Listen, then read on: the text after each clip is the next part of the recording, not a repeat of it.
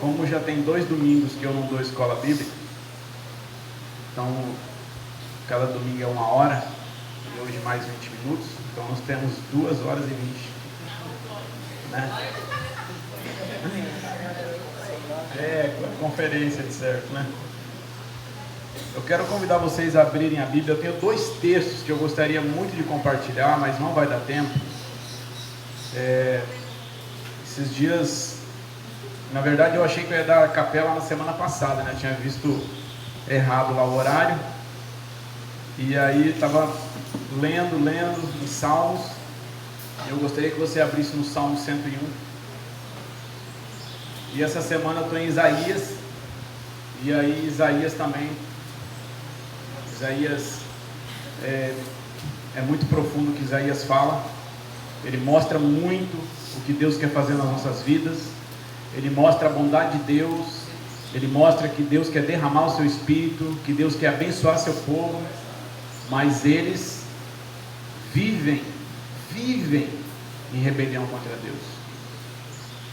Deus deu tudo para o povo, tudo, e eles vivem em rebelião, eles vivem em desobediência, né?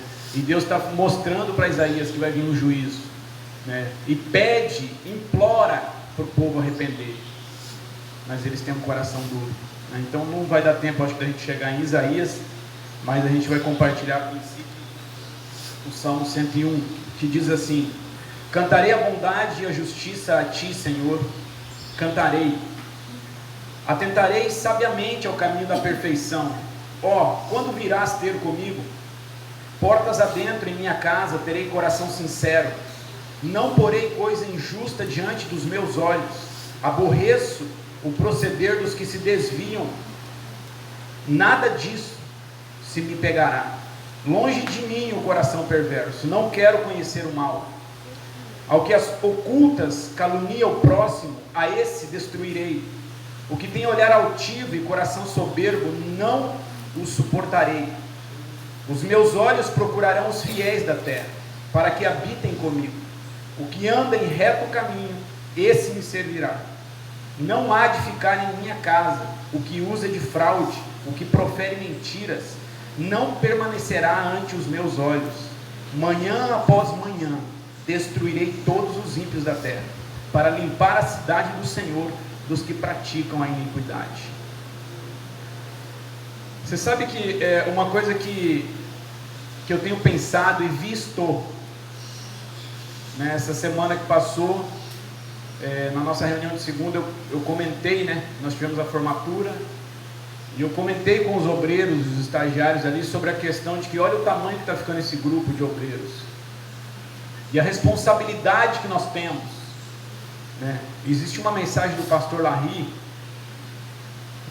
eu já ouvi ela não sei quantas vezes, muitas vezes, e nessa mensagem ele fala de que quando Deus falou com ele sobre ele abrir os 40 seminários, partindo de Guarapari, não, independente dos outros.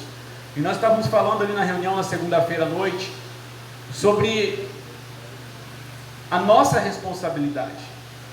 Nós temos que formar pessoas, equipes de pessoas que vão começar escolas em outros locais, em outras capitais, em outros estados, em outros países. Nós precisamos e nós temos essa necessidade e obrigação. Mas você sabe uma coisa que eu tenho visto, observado? O que acontece com uma folha de papel? Se você pegar uma folha da Bíblia aqui e você levar lá para o Fabrício, ele passar na impressora e tirar uma cópia, e daquela cópia você tirar outra cópia, e da cópia outra cópia, e você vai tirando uma cópia da cópia da cópia da cópia da cópia, você sabe o que vai acontecer? Daqui a pouco o papel vai sair em branco, não vai ter mais nada ali. E é isso que eu tenho observado. Ontem eu estava ouvindo uma mensagem do pastor Larry, que o pastor Marcos me enviou, e eu fiquei pensando muito nisso.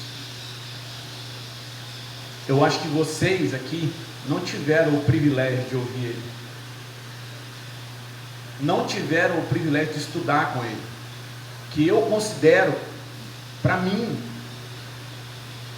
eu acho que foi uma das graças de Deus na minha vida, ter o privilégio de ouvir o pastor Larry, ter o privilégio de ver ele ser duro, de ver ele na sala de aula olhar para um aluno e falar assim: você é idiota, e na hora eu querer rasgar as vestes com aquilo, de ver ele ser muito duro, falando sobre disciplina, sobre caráter, sobre fé. E uma coisa que eu tenho observado é que conforme as nossas gerações estão passando, elas estão ficando cada vez mais fracas, moralmente, na disciplina, no caráter, na fé.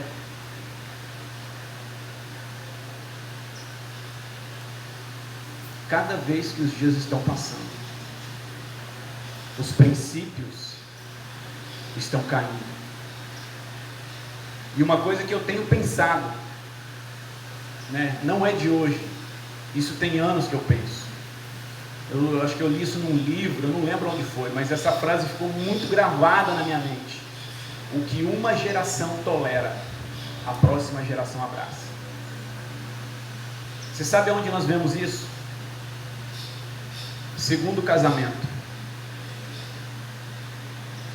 Eu não sei se é do seu tempo, mas quando eu era adolescente, você falar que um casal, quando eu ouvia isso, meu pai me proibia de falar isso. Se eu falasse isso, ou brincando, ou falasse alto, era perigoso, meu pai dá um tapa na minha boca. Se eu falasse assim: é desquitado. Cala a boca, mãe, fica quieto. Porque era algo assim, muito feio, cara. Era quase como se eu estivesse xingando a pessoa: você é desquitado. Antigamente não existia isso, divórcio, era desquite. No Rio Grande do Sul, eu estou falando, cara, de 30 anos atrás. No Rio Grande do Sul, né, uma pessoa que trabalhasse no Banco do Brasil, se desquitasse, tomava as contas. Se fosse desquitado e passasse no concurso, não entrava no banco. Porque para você ser funcionário do Banco do Brasil, você tinha que ter um padrão de família, tinha que ser casado com uma mulher só. Aqui existe CTG? Alguém sabe o que é CTG? Alguém sabe? Tem nenhum gaúcho aí, cara? Misericórdia. CTG é Centro de Tradições Gaúchas, né? Lá no Mato Grosso, toda cidadezinha tem um CTG, né? Onde a gauchada vai se reunir para relembrar do sul, né? Tomar mate, comer churrasco, dançar um vaneirão, né? É exatamente isso. É só descrente, não é crente não. Todo final de semana eles se reúnem. Você sabe o que acontecia lá no sul? Se o cara fosse desquitado, ele era proibido de entrar. Ele e a esposa era barrado na porta e falava assim: ó, você não é bem-vindo aqui. Como que nós estamos vivendo hoje? Fala para mim. As igrejas era proibido. Era proibido um pastor ser casado pela segunda vez, era proibido um presbítero, um diácono, um membro da igreja, ninguém. Mas aí um dia, chegou um descrente na igreja, casado pela segunda vez. E aí sabe o que disseram? As coisas velhas passaram, mas que tudo se fez novo. É descrente, ele não sabia, ele não tinha luz, ele não sabia o que ele estava fazendo lá no altar. Quando ele disse sim, até que a morte separe. E olha como nós vivemos hoje. O que uma geração tolera, a próxima geração abraça. Você quer ver outro exemplo? A Daniela tinha 15 anos. A Raquel tinha 12. A Daniela com 15 ganhou um celular. Ela esperou 15 anos para ganhar o celular. O que acontece se ficar de 12? Eu quero um celular. Ela não quer esperar mais 3 anos. ela quer um celular. Você está vendo como a coisa é? Quando a gente quebra princípios, valores do reino de Deus, a próxima geração, aqueles que estão te observando, eles vão querer também, tá? Por isso que nós precisamos ser muito firmes nos princípios e valores do reino, no que a palavra de Deus diz. Muito firme, cara, contra pecado, contra essa decadência moral que existe. E aqui ele está dizendo assim que eu vou cantar louvores a Deus, eu vou ser íntegro, eu vou ser sincero. Você quer ver uma coisa? Uma coisa que eu observei aqui: muita gente aqui chega atrasada, cara. Muita gente. Quase todo dia chega alguém atrasado na capela. No dia da formatura tem gente que chegou atrasado. E aí sabe o que vai falar? O que tem? Nada a ver. Eu não preciso ser profeta, nem filho de profeta. Mas se você vive assim, o seu ministério está destinado ao fracasso. Infelizmente, você vai ser um crente meia boca, que não leva as coisas de Deus a sério. Por que nós viemos para cá? O motivo. Tem dia que eu penso que as pessoas vieram para o seminário para casar. Tem dia que parece que é isso. Quando chega aqui no dia da apresentação, eu vim aqui para conhecer Deus, eu vim aqui para crescer no conhecimento e na graça. Passa 2 semanas. Ai, será que eu posso começar a orar por ela? Você veio para estudar, cara. Primeiro anista não é nem para pensar em casamento, nem para pensar em namoro, nem para pensar. Imagina você coloca na lista de oração e você começa a orar por uma pessoa. O que vai acontecer? Me fala. O que vai acontecer? Teólogos, fala para mim. O que vai acontecer se você começar a orar por alguém específico? Deus muda o coração dela, Deus ajuda ela a crescer, Deus abençoa a vida dela, dá sabedoria. Mulher virtuosa. O que vai acontecer com você? Me fala. Você sente o quê? Aquilo que você pensa. Aquilo que você está pensando está gerando sentimentos. E quanto mais você pensa, mais sentimento. Mais pensa, mais sentimento. E quando vê, toma decisão precipitada, toma decisão errada, faz merda, enfia os pés pelas mãos. Por quê? Porque você estava pensando demais, na hora errada. Não é a hora disso. Há tempo para tudo. É tempo de crescer. É tempo de buscar Deus. O primeiro ano, cara, o primeiro ano no seminário é para ser o seu tempo de formação. É onde as suas bases vão ficar concretas. É para você aprender disciplina, é para você aprender fé, é para você ter seu caráter moldado segundo a palavra de Deus. É para você estar focado nisso. Aí você faz o primeiro ano assim.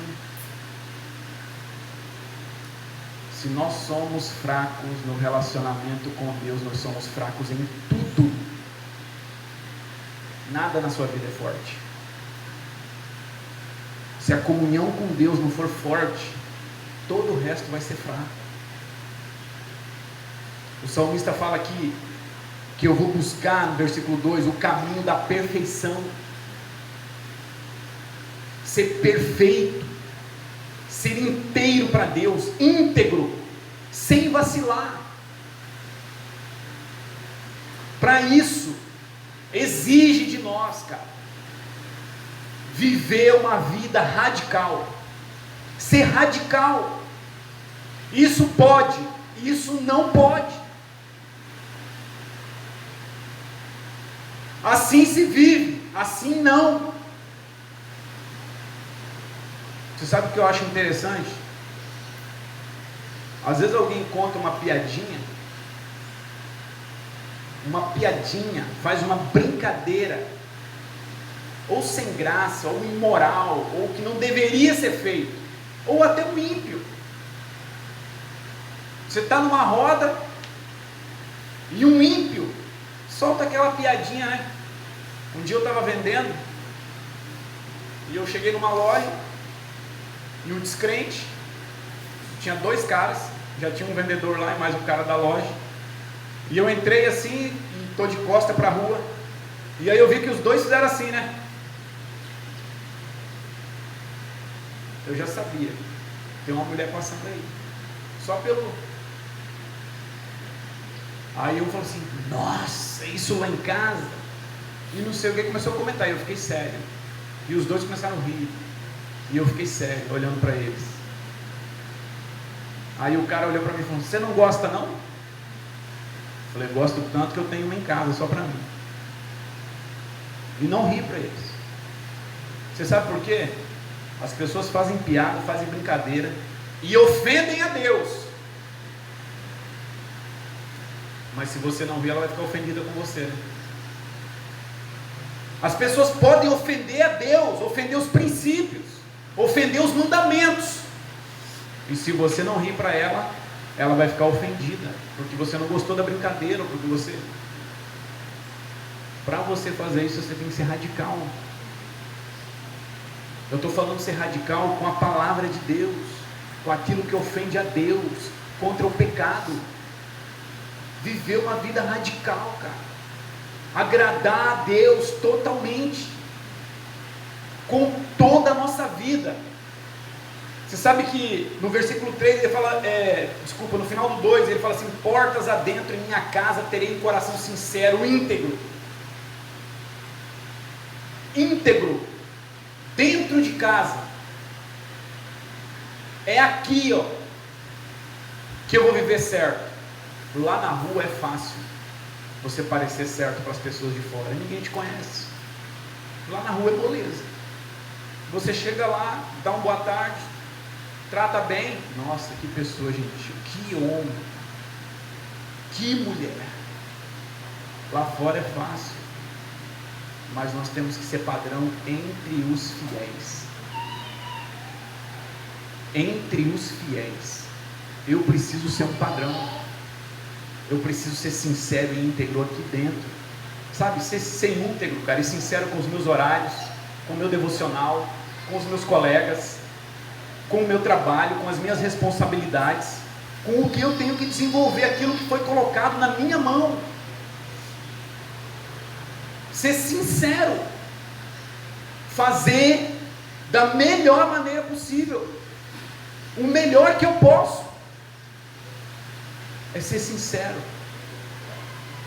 não colocar os meus olhos em coisas injustas, em coisas imorais, guardar os meus olhos. Você sabe aonde você coloca os seus olhos? Cada um coloca os seus olhos naquilo em que o seu coração se inclina, é para lá. Você quer ver uma coisa? Você já viu homem parado em frente de vitrine? Você já viu? Homem parar em frente de vitrine? Se você quiser assim já é. Essa coca é fanta, né? Por que homem não para em frente de vitrine? Talvez se tiver lá, né, um monte de chuteiro, você vai passar, nossa, cara, que maneiro, olha esse aqui quase joga sozinha, né? Mas normalmente quando é roupa, quando você passa, você acha uma camisa bacana, uma calça legal, mas você passa, olha, mulher, meu amigo, não pode ver uma vitrine. Se ela está vendo a vitrine a 100 metros de distância, ela está assim, eu tenho que chegar lá. Por quê? o coração dela gosta daquilo. É errado? Não tem nada de errado. Mas às vezes o nosso coração gosta de outras coisas, e elas podem ser pecaminosas, e aí os nossos olhos correm para isso, porque isso é um tesouro no nosso coração. Então eu preciso cuidar muito dos meus olhos, aonde eu coloco os meus olhos. Vigia muito, cara. Os olhos são as janelas da alma. Aquilo que você vê no celular, sério, se o seu celular te faz pecar, pega seu celular, se você não tiver coragem, dá ele para mim. Eu vou ter o maior prazer de jogar ele na parede, de pegar uma marreta e destruir ele, cara. Eu vou ter o maior prazer de fazer isso, não pelo valor do celular, mas pelo valor da sua alma. Se o teu celular te faz pecar, joga ele fora, quebra, destrói. A sua alma vale muito mais do que o celular. E uma decisão assim, diante de Deus, Deus não vai ter problema nenhum em te dar um celular depois. Deus não vai ficar mais pobre se Ele te der um celular. Mas Ele quer ver a sinceridade, a integridade do nosso coração. É o que Deus está buscando em nós. Sabe, nós viemos para cá para se preparar, para sermos os obreiros na obra, para sermos os ministros, aqueles que vão levar o Evangelho. Se nós não formos firmes, como serão aqueles a quem nós vamos pregar? Se nós não formos pessoas disciplinadas, como serão? Se nós não formos pessoas que creem, que verdadeiramente têm fé no que a palavra de Deus diz, como vão ser aqueles que nós vamos ensinar? Nós precisamos ser radicais contra todo o pecado, contra toda a maldade, contra tudo aquilo que tem aparência de mal. Deve ser eliminado da nossa vida. Nós precisamos tomar decisões radicais, todo dia, todo dia. Você sabe que eu não vigio ninguém, cara, né, no seu devocional. Cada um sabe o que tem que fazer e tem os horários. Às vezes tem gente que me escreve, aqui particularmente, eu acho que eu estou indo dormir tarde pra caramba. Tem dia que eu vou dormir 10 horas, 9h30, misericórdia. Para mim isso é muito tarde, porque lá em Belém 8h30 eu estava na cama. Eu me esforço, mas muitas vezes não consigo estar 8h30 na cama aqui. Ainda vou chegar lá. O que acontece quando você não dorme no horário? A vontade de levantar no outro dia não é a mesma. Eu estava falando com a minha filha ontem, ela falou assim: pai, não lembro o que ela falou. Eu falei assim: o meu trabalho começa às 3h30 da manhã.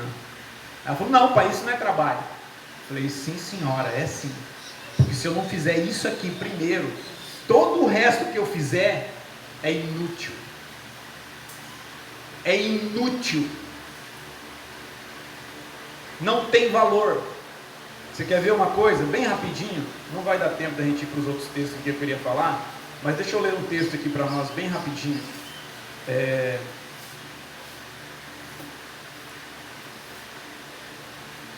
Naquele dia olhará o homem para o seu Criador, e os seus olhos atentarão para o Santo de Israel, e não olhará para os altares, obras das suas mãos, nem atentará para o que fizeram os seus dedos, nem para os postes ídolos, nem para os altares do incenso. Naquele dia serão suas cidades fortes como os lugares abandonados no bosque, ou sobre o cimo das montanhas, os quais outrora foram abandonados ante os filhos de Israel, e haverá assolação, porquanto te esquecestes do Deus da tua salvação, e não te lembraste da rocha da tua fortaleza. Ainda que faças plantações formosas, e plantes mudas de fora, e no dia em que as plantares, as fizeres crescer, e na manhã seguinte as fizeres florescer, ainda assim a colheita voará no dia da tribulação e das dores incuráveis. A gente pode trabalhar, a gente pode levantar cedo, a gente pode ralar, pode dormir tarde, pode fazer tudo. Se Deus faltar, tudo é vão. Nada do que nós podemos fazer nos salvará. Nada do que nós fazemos nos sustentará. Deus é a coisa mais importante. Se nós formos fracos no relacionamento com Deus, nós somos fracos em tudo. Se nós formos fracos nos princípios e valores do reino de Deus, nós seremos fracos em tudo. Nosso ministério, nosso casamento, nossa família, tudo vai ser fraco. Tudo. Você tem que ser forte aqui, ó, na palavra do reino, na palavra de Deus. Se você for forte aqui, você vai ser forte contra as tentações. Se você for forte aqui, você vai ser forte contra o pecado. Se você for forte aqui, não existe demônio no universo que possa te derrubar. Mas você tem que ser forte aqui, ó,